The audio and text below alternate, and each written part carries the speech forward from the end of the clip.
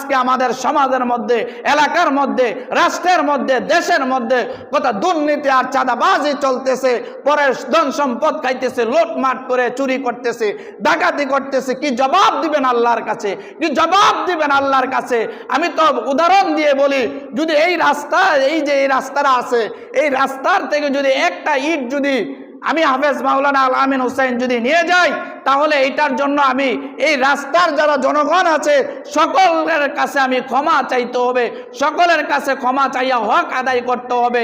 কিন্তু যদি আমি এই সকলের কাছে যদি ক্ষমা চাইয়া যদি হক আদায় না করে, কিয়ামতের ময়দানে এই জনগণ আমার বিরুদ্ধে মামলা দায় করবে যে আল্লাহ, রাষ্ট্রের একটা ইট এই রাস্তার মধ্যে দিয়েছে, অমুকে একটা ইট নিয়ে তার ঘরের মধ্যে লাগাইছে, কিন্তু আমি তার ওই জনগণের সকল ক্ষেত্রে সবার কাছে আমি হক আদায় করতে হবে তাদের থেকে মাফ নিয়া।